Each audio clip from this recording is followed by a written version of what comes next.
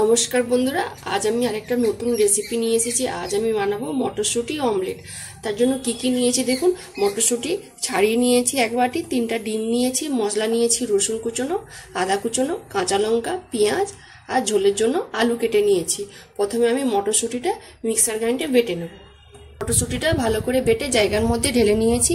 এর মধ্যে আমি 3টা ডিম ফাটিয়ে দিয়ে দেবো।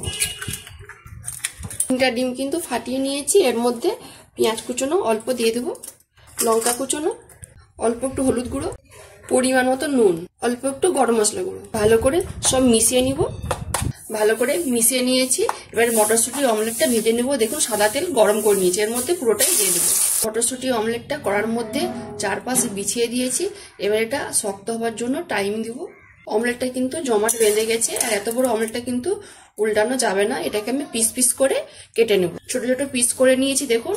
এবার অন্য দিকটা সব ঘুরিয়ে দিব। মটরশুঁটি অমলেটগুলো দুই দিক কিন্তু লাল লাল করে ভেজে নিয়েছি, জায়গাতে তুলে নেব। তরকারিটা করে নেবো, তার জন্য অল্প সাদা তেল দিয়ে দিচ্ছি, ফোড়নে দিচ্ছি গোটা গরম মশলা, গোটা জিরে আর শুকনো লঙ্কা। কেটে রাখা আলুগুলো সব দিয়ে দেবো। লাল করে ভাজা হয়ে গেছে। এবার এর মধ্যে বেটে রাখা মশলা দিয়ে দেবো। আদা, রসুন, পেঁয়াজ বাটা একসাথে আমি পেস্ট করে নিয়েছি। হালকা একটু ভাজা ভাজা করে নিয়েছি। এর মধ্যে এবারে গুঁড়ো মশলা দিয়ে দেবো। 1 চামচ কাশ্মীরি লঙ্কা গুঁড়ো, 1 চামচ ঝাল লঙ্কা গুঁড়ো, 1 চামচ হলুদ গুঁড়ো, 1 চামচ জিরে, 1 চামচ ধনে গুঁড়ো, অল্প মশলা ধোয়া জল। মশলাটা আমার ভালো করে কষানো হয়ে গেছে, আর দেখুন আলুগুলোও সিদ্ধ হয়ে গেছে।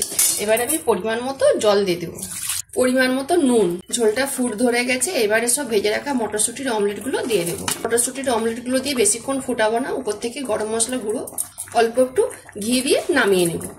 তরকারিটা জায়গাতে ঢেলে নিয়েছি, আর উপর থেকে দেখুন ধনেপাতা অল্প করে ছড়িয়ে দিয়েছি। আর এই তরকারিটা কিন্তু রুটি, ভাত যে কোনো দিয়ে খেতে ভালো লাগে। দেখলেন তো মটরশুঁটি অমলেটটা কিভাবে বানালাম। যদি রেসিপিটা ভালো লেগে থাকে তাহলে অবশ্যই একবার বাড়িতে বানিয়ে খাবেন, আর আমাকে কমেন্টে জানাবেন। যেসব বন্ধুরা আমার রান্নার ভিডিও দেখতে পছন্দ করেন তারা আমার পেজটাকে লাইক, কমেন্ট, শেয়ার করবেন। যারা ইউটিউব চ্যানেল থেকে দেখছেন তারা সাবস্ক্রাইব করে পাশের ঘন্টায় ক্লিক করবেন। সবাই ভালো থাকুন, সুস্থ থাকুন আর সাবধানে থাকুন।